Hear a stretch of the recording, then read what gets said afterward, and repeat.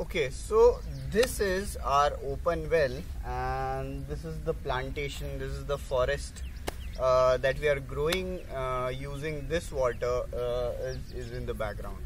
So this well works in a way that we have a pond here. We have a pond for catching runoff rainwater.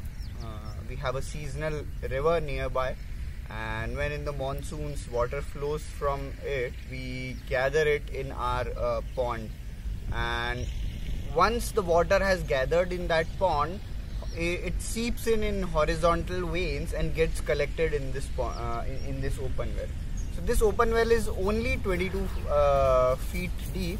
If we had gone any further deeper than that, then we would have accessed the groundwater, and which was saline water.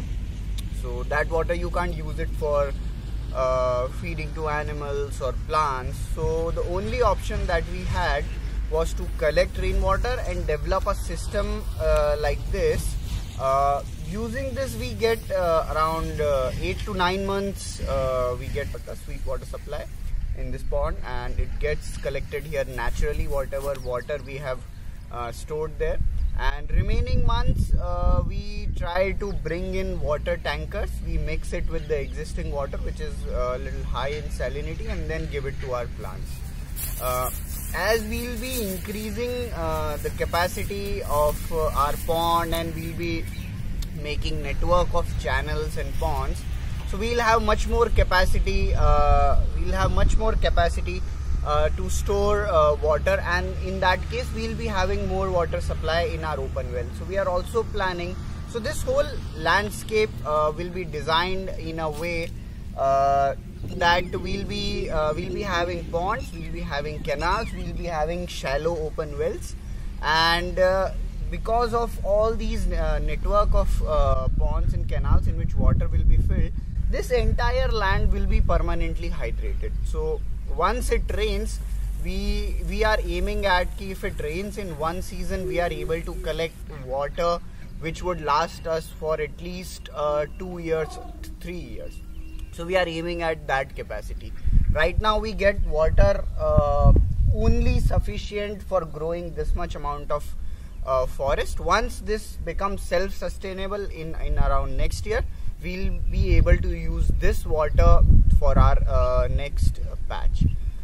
This open well is somewhat inspired by the technique called Sajjaka well. It's very common technique in the areas where the water is saline and you can't use groundwater. So it's the subsoil water. This entire landscape is very sandy, and sand used to basically keep the water down and in the soil and doesn't allow it to evaporate. When the sand mining is started increasing in this area, and this area is massively prone to sand mining, and when all the sand is taken out, so water can't get filtered, and most of the water is exposed to direct sun, which makes it evaporate and leaving behind high concentration of salt, leaving the remaining water and the land saline, and in that land you can't grow anything. So desertification and salination is increasing due to the sand mining in this area, and this is one appropriate technique that we were able to deduce from old text. We have learned from book. We have asked the village elders about the traditional techniques they used to do to take water and to get access to water in these types of land. So this is this we call Sajjaka well. It's not we are not taking out groundwater. It's just the subsoil water which flows in the horizontal veins and gets collected in the bowl. When we observed the different open ponds and nadi systems of Rajasthan and traditional systems, so every pond used to have a well situated right inside the pond. So if the pond is deeper at certain levels, the temperature regulation happens. So the temperature of entire water body wouldn't go high, because there are some pits which are cooler, and they will maintain the temperature. So in earlier times also, so there used to be berries inside the pond. So when water is there, so this water is entirely filled up, and when in extreme summers water evaporates, so people could use those berries and use those small tiny open wells situated inside the well, inside the pond, from where they could use that water, and they would subsequently reduce the overall temperature of the pond. So what we did here is, so we dug up at certain places, made it much deeper. At the back side that you see, that is the deepest part, that was dug around 20 feet deep, and this was done around 4 to 5, 6 feet deep. So it's rather than making like a pan which has maximum surface area for it to evaporate, we dug at certain places to make deeper, so that overall temperature of this water body goes down.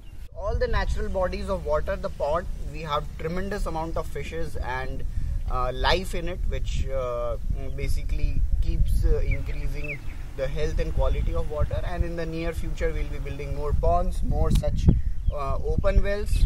So this whole forest is tied with with this whole structure of wells. So if this well wouldn't have been here, we wouldn't be able to create this forest. So wherever we'll be creating next forest patch, we'll be developing this kind of open well, Sajjaka well, which gets water from the horizontal veins. We'll be increasing the capacity of pond, and that's how our plan is to develop more water harvesting structures, more forests. And once these forests are developed, we'll be developing more natural habitats, more conscious habitats, where all the species can basically coexist in this entire land. And so we'll be designing the habitat in a way that we can coexist with other species, and it's a integrated space. Yes.